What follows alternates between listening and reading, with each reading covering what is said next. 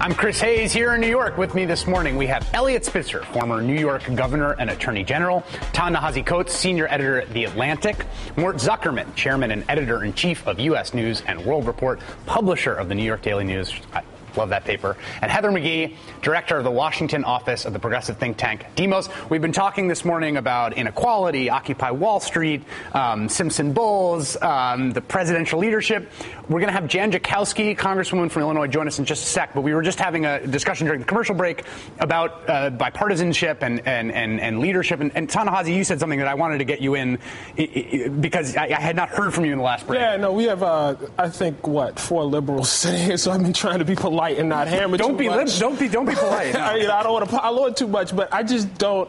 I'm sort of amazed that after coming out of the debt ceiling fight, that the conclusion could be that Barack Obama was not bipartisan enough. I mean, that was a pretty unprecedented event, and the notion that it's his fault that had he spread more presidential leadership magical dust, that things would have worked out differently. It's just shocking, a little shocking to me. Yeah, that's our conclusion. I'm in that same camp. I mean, it's unclear to me, and we can talk to. Let me reiterate, because Mort and I disagree a little bit on this. I think there has been an absence of presidential leadership, not bipartisanship, leadership. Right. I think that he has not had a partner to negotiate with on many of these issues. Having said that, he has not made his case to the public.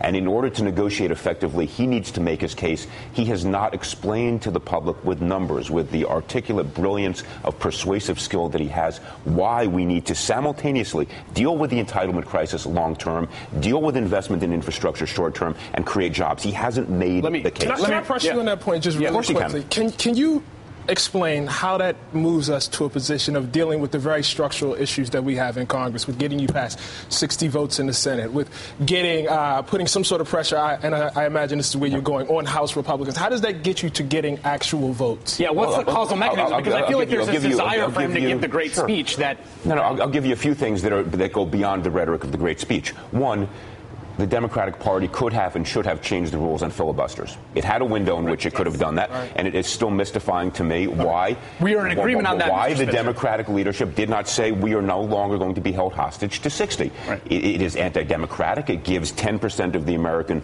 population the capacity to block veto, forward movement. More to your point, it gives that tiny fringe the capacity to block consensus progress.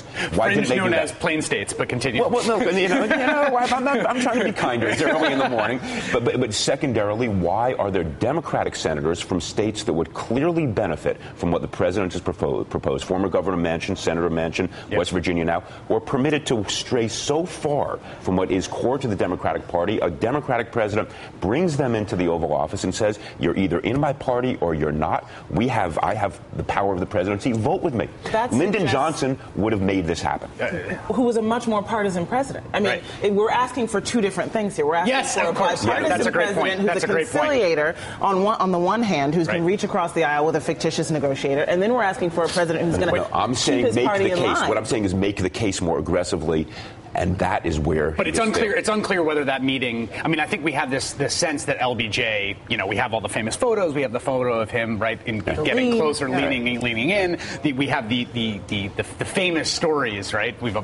Robert Caro has documented in 1,000-page volumes of him arm twisting and stuff in the Oval Office. And the question is, how much was this some sort of magical presidential leadership dust, as Ta-Nehisi put it, and how much was this just the sort of? Well, I mean, we forget that LBJ had the biggest mandate in the world, and he had the death of the martyr John F. Kennedy, that rallied public opinion. President Obama had one of the largest mandates. He came in with this reservoir of political will. It wasn't 64 though. It wasn't 64. Joining us now, I want to bring into this conversation because she is someone who has seen this up close. Joining us now is Representative Jan Schakowsky, Democrat from Illinois. She's on the Energy and Commerce Committee. She served on Simpson Bulls. Good morning, Congresswoman. How are you doing?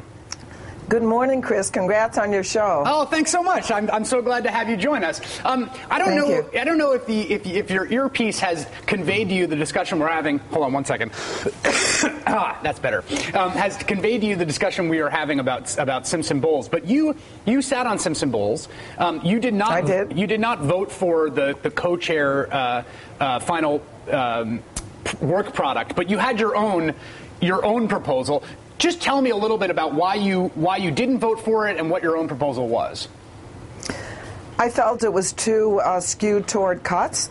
I felt that those cuts, particularly in Medicare, and they did a Social Security proposal, even though it has nothing to do with the deficit, that I proposed my own balancing the budget.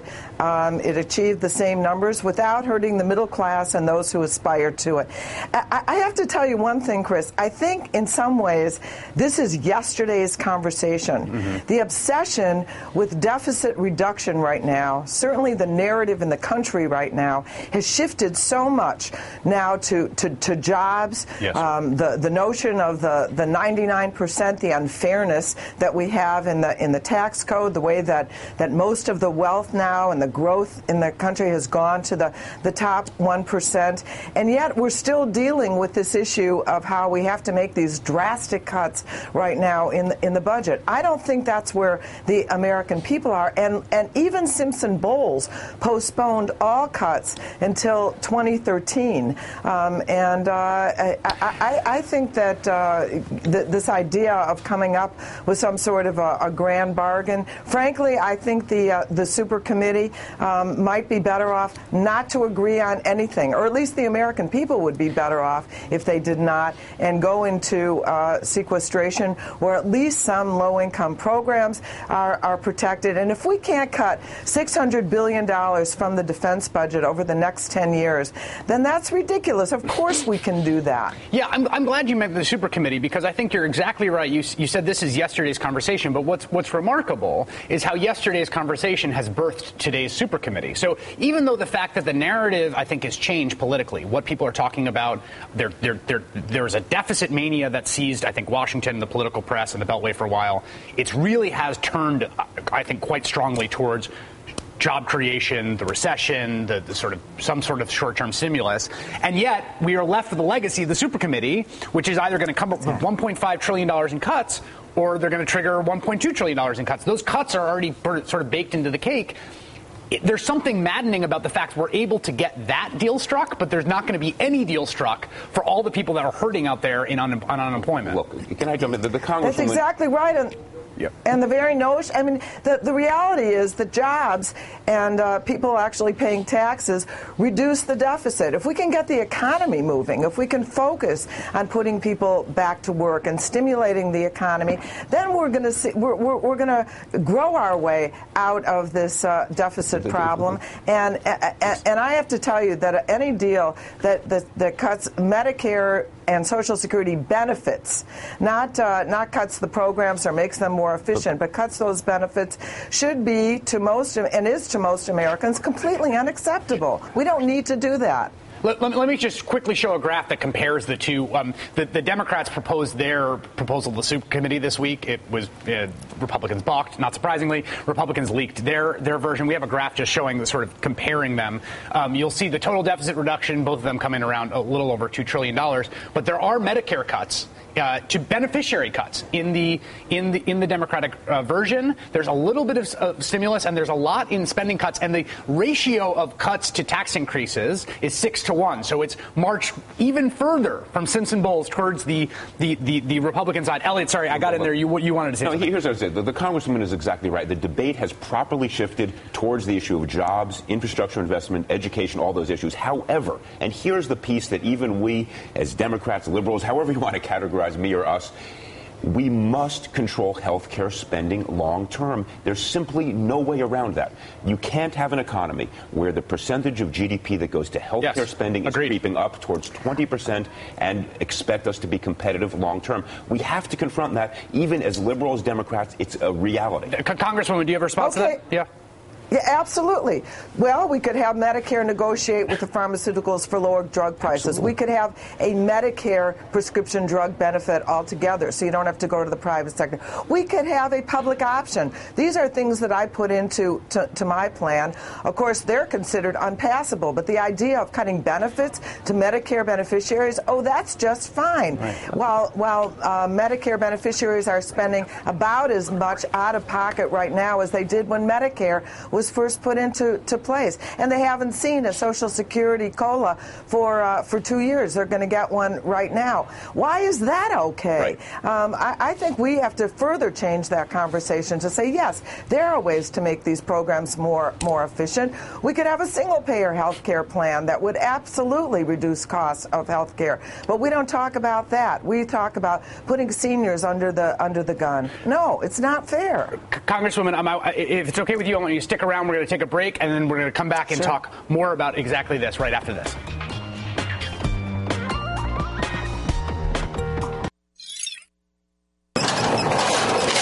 It's just a little dirty. It's still good. It's still good. It's just a little slimy. It's still good. It's still good.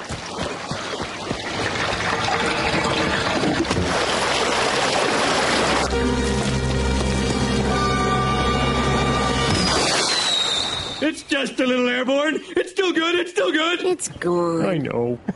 And of course, that's the episode of The Simpsons reminding us of negotiations in the Obama administration and Democrats in general continuing to tell themselves Republicans' faith is still good no matter how toxic or airborne it gets.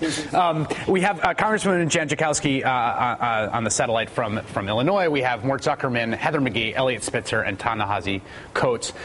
We were just talking about deal making and whether there's someone on the other side to make a deal. Congresswoman Schakowsky, Mort Zuckerman here has been arguing that the lack of a grand bargain is due to the president's lack of leadership, and I wonder what you think of that. Oh, I think that many people feel, in fact, that the president has compromised too much, has reached out too much, has tried to attempt to bring them in and have a reasonable conversation and be, as they say, the adult in the room. And there hasn't been anybody on the other side. So I think right now the president is exerting leadership. He is going out into the country and talking about what people themselves are actually talking about, and that's jobs, and that's about getting the economy actually moving and putting people back to work. So this is the kind of leadership I think most people appreciate about the president. Let me say one other thing about the health care debate. We're talking just about the government programs, Medicare and Medicaid. If we don't deal with the private sector, with the private insurance companies, which the President's Affordable Care Act, which we passed, does, sets up exchanges, sets up a benefit package, allows people to go into exchanges. Otherwise, we're not going to do anything to solve the problem. We're just going to shift costs. We're going to shift costs to people who actually have to pay out of pocket. So the president certainly showed leadership on the Affordable Care Act, and now the Republicans are trying to undo that. Congresswoman, I agree with so much of what you've been saying. With respect to Social Security in particular, though, I would say this. If you really, and it is not a deficit-specific issue, there are two things that Democrats don't want to do that we should do. One is raise the 106,800 threshold for taxability, make it higher. That's how you can fund Social Security. Yep. And second, and Congressman, I expect you're going to flinch when I say this one, we can raise the retirement age gradually over time. No. Yes, we can. 65 is no longer. The world has changed since this program was created. I knew I'd get a reaction. I knew I'd get a reaction. This weren't the case. I wish this weren't so dire. But for wealthier white men, absolutely, longevity and healthiness has increased. Yes. For working class women, it has decreased. Over so you time, have to we can do it. Look at the equity issues when you talk about that. Unfortunately, I wish that weren't the case. Could you imagine us passing to be like, all right, let's raise a retirement age for wealthy white men as the solution, the splitting the baby. Congresswoman, you wanted to get in there. Oh, I just the very idea that we would raise the retirement age, as Heather said, for poor women, that age that longevity has actually gone down. Maybe at some point we can do that. But the other question is, so then where are the jobs? Right. Are you're going to go out at age 65 and go find yourself a job? Where are those jobs? How are those people going to have income? 10% of people on Social Security rely on it for 100% of their income, and and the average Social Security benefit is $12,000, $10,000 for women. This is such a modest benefit. I think the idea right now of raising the age, which is a benefit reduction, is just ridiculous. At some point, maybe we can consider it when there are jobs for older people and when people are actually all living longer, not just rich white men. Congressman Jan Schakowsky, she represents which district is it in Illinois? Is it you're in? It's the 9th Congressional District, Chicago, and some of the northern suburbs. Chicago and some of the northern suburbs. It is great to have you on the program. Thank you so much for joining us. We will definitely have you back. Thank you. We're going to talk about the new Herman Cain ad that is a phenomenon and a sensation right after this.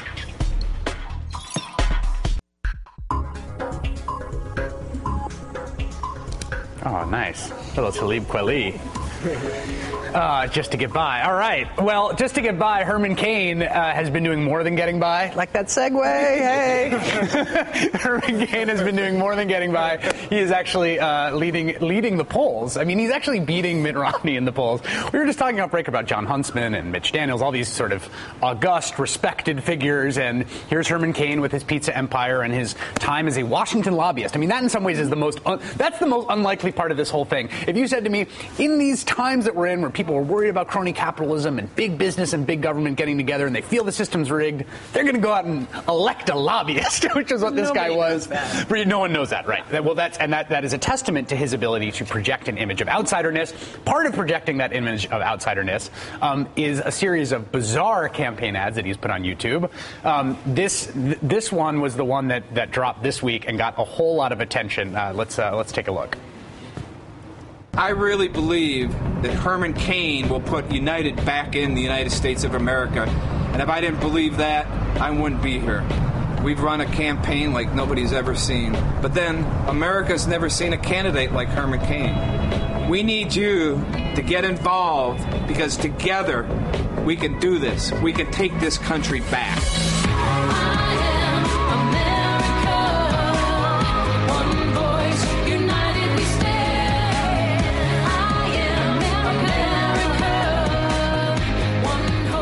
Slow, sleepy smile. So that was his campaign manager, Mark Block, who himself is a fascinating guy. The guy was banned from Wisconsin politics for several years because of accusations that he had created a slush fund in a judicial race there. That ad got a lot of attention. Ta-Nehisi, you're saying during break that you're a defender of the ad. Yeah, I think it's a great ad. I think he really understands his base. His base is a group of people that love nothing more than to stick it to liberals like me. And I think that's a great comprehension of that fact. If I were Herman Cain, I'd be much more worried about my organization in Iowa and in the States than, my ads. But I think if he actually had, something behind that, some sort of electoral structure behind that would help him in the primaries, I think he'd be well on his way. When you say stick it to liberals, do you mean the smoking shop specifically? Yes. We have been talking about, first of all, we were talking about this ad on the staff the whole week. I even threatened that we were going to do a karaoke segment in which I sang that song, I Am America, because that's also been running through our head all week. Right. The semiotics of the cigarette smoke is so fascinating because I do think that smoking has become this sort of intense class identifier, this, and if you are among a certain kind of socioeducational group, like no one smokes, and if you're in different socioeducational smoke, a lot of people smoke, and the data bears this out. And I wonder how intentional that was, or it's just sort of like subconscious, Elliot. I don't know if it was intentional because I don't know what they were thinking. It's a brilliant ad. The smoking is basically saying I'm sticking it to the establishment after all these years of you're saying I can't do this, I'm doing it, and the other piece of it is music. The words, I have no idea what the words were in that ad. All I'm focusing on is this guy smoking and the power of that music that emerges at the end. It's brilliant. Yeah. It's like a good, vapid movie that makes you feel good. And it's great TV. The first thing he says is, he's going to put the United back in the United States of America. It's suddenly a, Barack Obama. Totally. Absolutely. And the lyrics of the song, that Tea Party anthem, which also we've been blasting in the office all week, is I am America, one voice united we stand, which of course recalls the sort of Beyond Red and Blue. I want to also play the just because Colbert is brilliant, and why not? We have a TV show. Let's show Colbert being brilliant. This is his spoofing on the ad on this program this week. Hi, Mike Kilpatrick here, and it is my privilege to be chief strategist for the Cain campaign. I believe Herman Cain is the man to restore America's greatness. Won't you join me? Deborah Ulrich. I'm Herman Cain's personal assistant. No one has ever had a vision for America like Herman Cain. We hope you share our vision.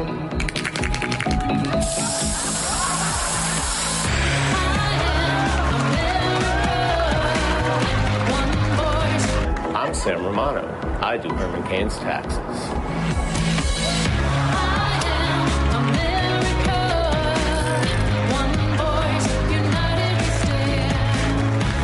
Well, Mort Zuckerman, you've been watching politics for a while. Are you surprised by the rise of Mr. Herman Cain? Well, of course. How could you not be? But it's interesting what makes him so appealing. There was a kind of genuine quality to him, and in a sense, his prominence, as we say, was due to the flatness of the ground around him. There was a kind of energy to him, and an intelligence to him, and an appeal to him. A personal appeal on television that was extraordinary, by contrast. So, yes, I was surprised, but on some level, when you see him on the air, you're not surprised. I don't think he's going anywhere in the nomination. That's not the point, but he has established himself as a real personality rather than a real campaigner. I just want to say something really quick on his prominence, too. I think his prominence is also attributable to people who he very much disagrees with and disagree with him. The very presence of Herman Cain is a testament to the progress of the civil rights revolution that's been happening in this country. Well, you can take it back 200 years, but over the last 50 years, Herman Cain, as much as it pains people like me to say this, is a sign of progress. And the very fact that you can see that ad, I would love nothing more for Herman Cain, who bills himself as a real black man, to win the Republican primary and see him run against Barack Obama. It would be the most mind-blowing. I mean, you and every cable producer in the entire universe has the exact same win. Wait a minute. I think there's a reason for it. And I agree with what we've just heard. I interviewed Herman Cain at one point. He couldn't answer a single tough question about substance. On the other hand, he's been the CEO of a major company. He is articulate. He is glib. He is charming. He is a pleasure to chat with. Yeah. And he stands, as Mort said, in contradistinction to the others in the Republican Party. He is saying, I'm not government. I am actually somebody who's done something real. And for the Republican voters, that matters, as it should to all voters. Yeah, Heather. Right. And I think just lest we get into substance a little bit on this Herman Cain thing. I'm sorry, Chris. I know you hate that. But if you look at actually the appeal of the 999 plan, right, it actually would raise taxes for working families. The vast majority 84% of the American families would have their taxes increased. Right. But 84%. He does you're absolutely here he ties into something really critical, which is the desire of the country to have all of this bull that's in the tax code just sort of eliminated. We want simplicity. Right. It shows the real distrust of government, that I want to know what the actual number is that I'm supposed to pay and you're supposed to pay, right? And I want to know that they're similar. And there's a certain kind of cult of simplicity that is part of it too. We talked about this in the program where, there was this critique of the healthcare bill, particularly on the right, it was about how thick it was. It was like, you plunk down this thunderous 2,000 pages. And by the way, I don't mind if the Daily News has 2,000 pages. These are all more. As long as they're ads. Exactly. This is more articles. That's no good, Morton. But if you look at the Rick Perry event that he did the other day, in his tax plan, he had his easy form. Right, his one form that he took out, and the 999 plan. It gets to this sort of cult of simplicity. It also gets, I think, to this. What we have seen, if you look at the last, the 2006, the 2008, and the 2010 election, you have seen an electorate whose prime characteristic is serial discontent. Serial discontent in 2006, serial discontent in 2008, and in 2010, and still, because things have not been going well in the country for a little bit of time now, and so this outsider status takes on this sort of evaluated feeling when you think, well, the whole political system is completely bankrupt, it's totally dirty, and let's get someone who doesn't know anything. Two things. One, Steve Forbes, we haven't mentioned his name in a long time. Steve Forbes, if I'm correct, was the first person to really project the flat taxes proposal. Now, many of us are against it. Many think of him as Herman Cain 1.0. Well, I think that's on his resume. But look, and many of us looked at it back then and said this is really bad, in terms of distribution of income, the issues that we fundamentally should and do care about. But it has gained traction because the simplicity of it gives the public what they want, which is tell me who's doing what. And to your point about dissatisfaction, the single best predictor of politics right now is what percentage of the public is dissatisfied with the way the economy is moving. And that barometer right now does not bode well for the president, because those are the votes voters are going to vote against the incumbent party that's a problem. Look, we have to deal with some basic facts. There are 25 million people in this country who are either unemployed or underemployed. These are government numbers. 15.1% of America lives below the poverty line. That's 47 million people in America in the poverty line. That is not the America that I know or even imagined. Right. So there is something really serious going on. And rightly, in my judgment, people are focused on how terrible this economy is. And it's the worst economy that I've ever known. Right. Wow, Mort Zuckerman dropping knowledge on poverty. We're going to talk about the pregame. We're going to give a pregame show of the Sunday political talk shows coming up right after this.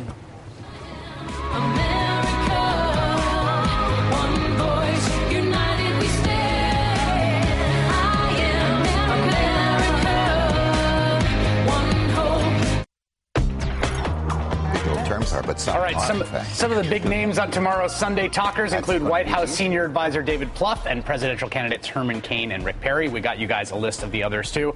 This is one I like. I call it we play dress up with. Is there anyone you want to ask Heather a question to on the Sunday shows? Yeah, Michelle Bachmann is going to be on a show. And who's she? Oh, right, yes, we got her. Michelle Bachmann. Take yourself back in time about 6 weeks. Exactly. Front runner. The winner of the Iowa That's right, cover of Newsweek. Exactly. So she's really been beating up on Occupy Wall Street, doing something of what the governor was saying is sort of deflecting, right? Talking about the Tea Party and sort of their tactics and whether they clean up after themselves. I'm sorry, the Occupy Wall Street and whether they clean up after themselves. But if I had her at my table, I would like to ask her, would you do, as many Tea Party members have actually done, and go down to an Occupy, site in your town and actually talk to them? Because Tea Party members who are going down to Occupy Wall Street have a lot in common with folks, particularly about sort of the corruption in government.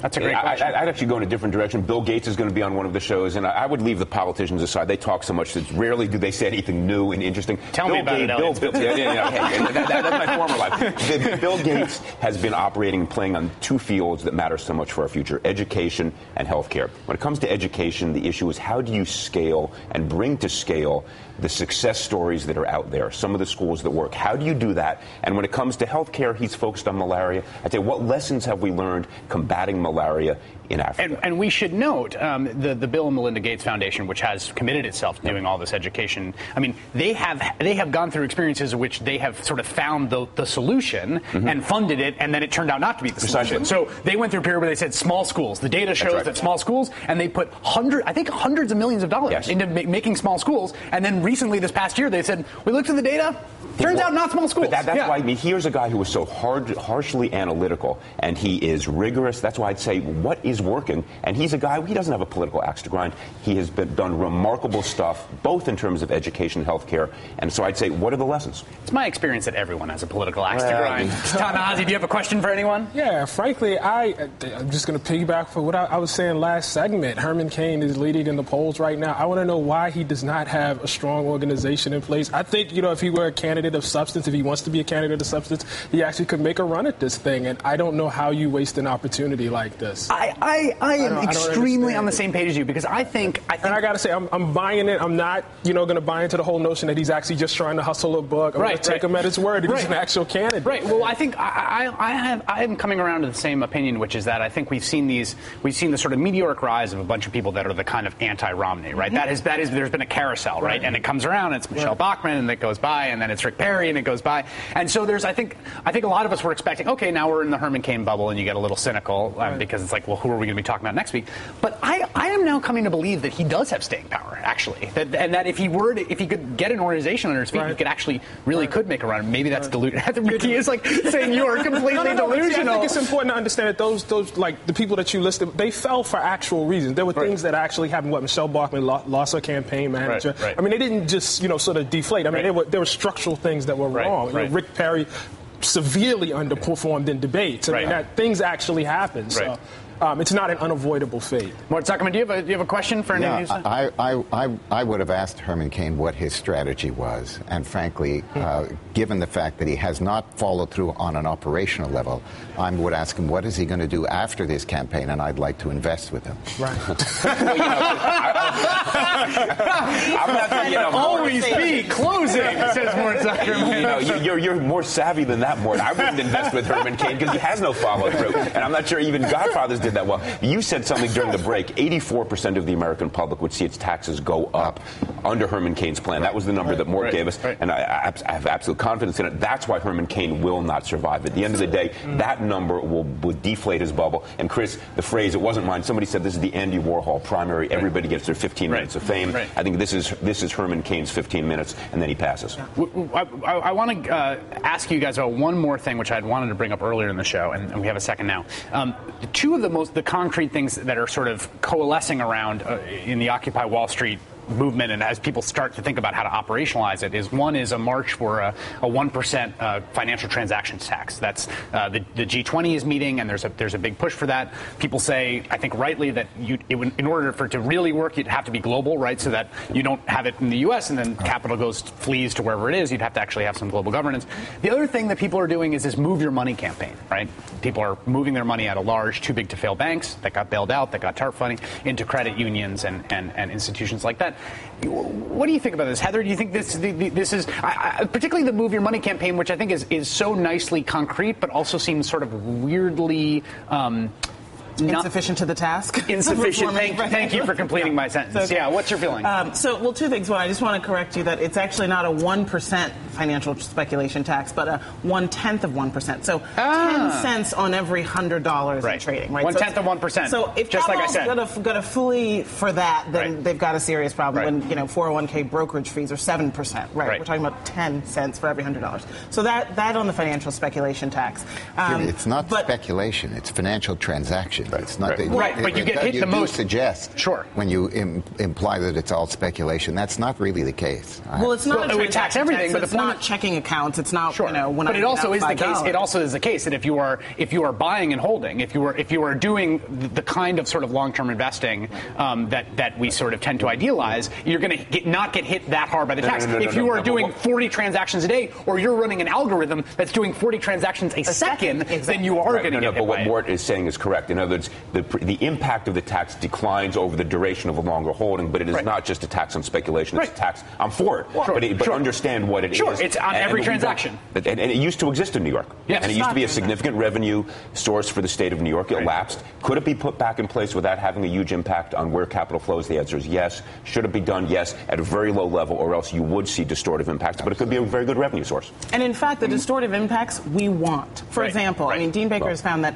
if we actually can shrink the size of the financial volumes by just 3%, we'll have a 0.8% rise in productivity. We go through Herculean sort of backflips to try to get that much productivity. Right? So, I mean, actually, the size of our financial sector has been a major impediment to the growth of the real economy. Heather McGee, you are right about that. And what do we know that we didn't know when the week began? My answers after this. Just a second, I'll tell you what I didn't know when the week began. But right now, it's time for a preview of Weekends with Alex Witt. Richard Louie is filling in for Alex. Richard, what's coming up this morning? Hey, good to see you, Chris. Yeah, coming up at 9 o'clock in just about 15 minutes, October surprise at the top of the 9. We'll bring you details on a snowstorm hitting parts of the Northeast right now. Some places will get a foot of snow. We'll tell you where. And President Obama in 2012 battleground states.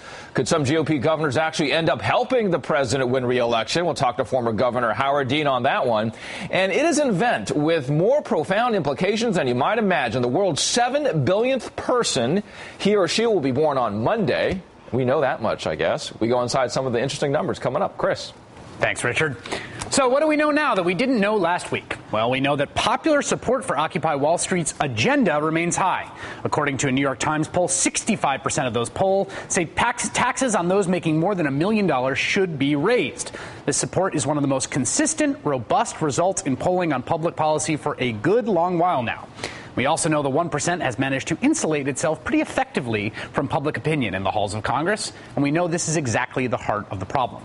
We also know that 24-year-old Iraq war veteran Scott Olson is thankfully no longer in critical condition after he was apparently struck by a tear gas canister that fractured his skull during the Occupy Oakland protests on Tuesday night. We also know that so far, each instance of police overreaction to the Occupy protesters has only strengthened the movement.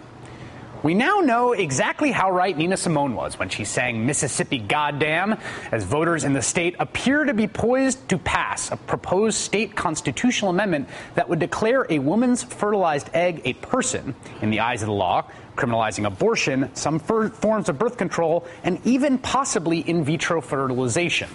We also know there are similar proposals percolating in a number of other states, so we know this isn't going away. We know there's a very thin wall comprising a single Supreme Court justice that keeps the country out of the hands of those who support forced pregnancy.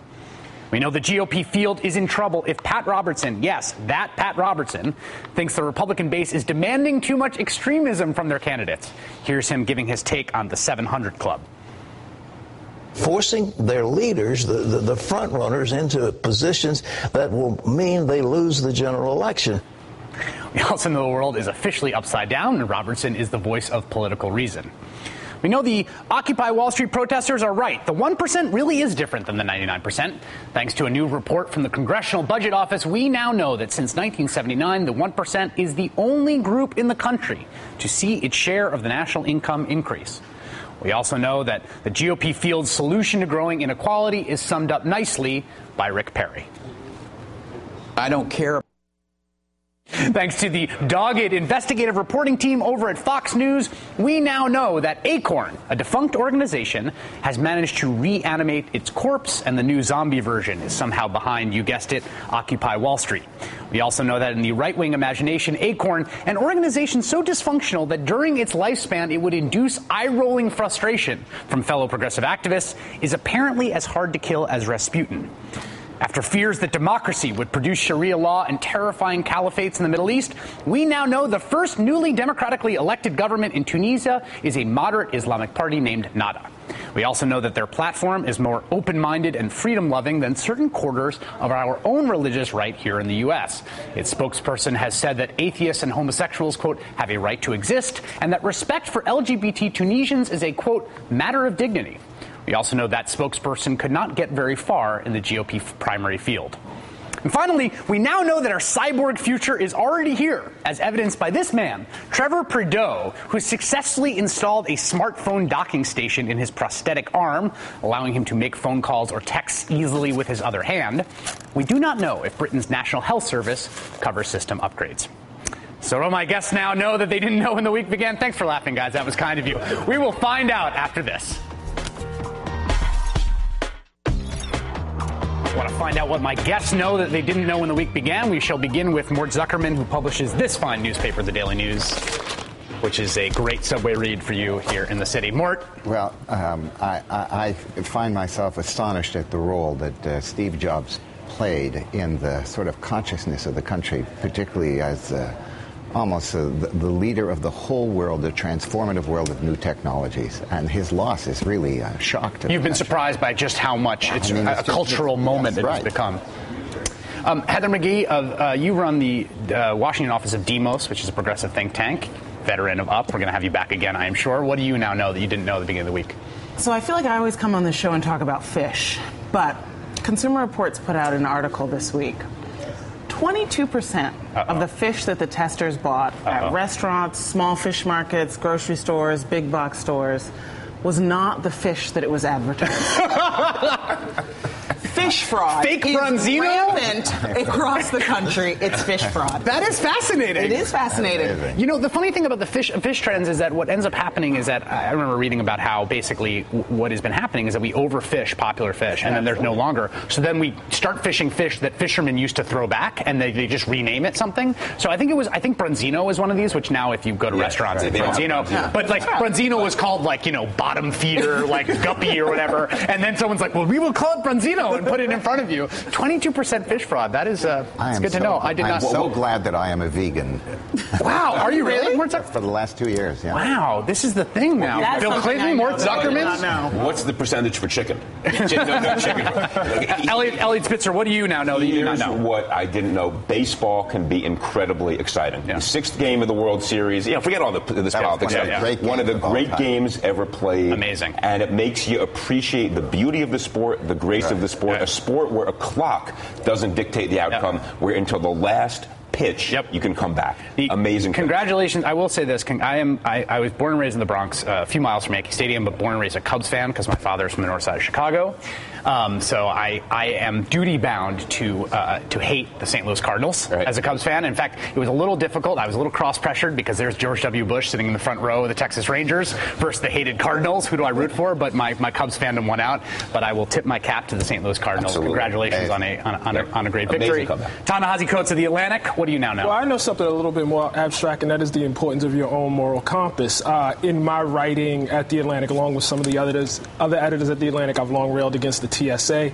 I decided I was going to put something behind it and take a 9-hour train ride instead of a 1-hour flight. Wow. I felt good after it was done, and I want to relate that back to a conversation we were having earlier today about moving your own money.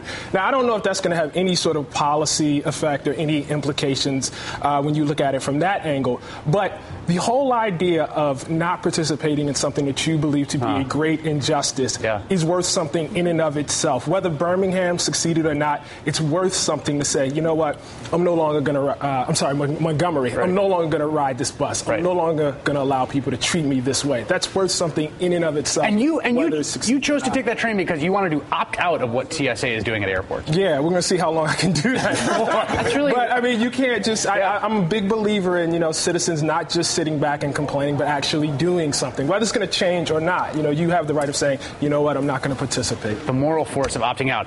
My thanks to Eliot Spitzer, former governor, New York governor and attorney general, Ta-Nehisi Coates, who you must be reading at The Atlantic, Mort Zuckerman of U.S. News and World Report, and Heather McGee from the Demos think tank. Thank you so much, all of you, for getting up. Props to Kim Harvey in the control room, who bumped us out with I Am America also. That was well done. And thank you for joining us today for Up. Coming up next is Weekends with Alex Witt. And join us tomorrow, Sunday morning at 8, when we'll be talking with the author and blogger Glenn Greenwald about how America's most powerful people escape accountability. Until then, you can follow us on Twitter at UpWithChris. See you tomorrow. Thanks for getting up.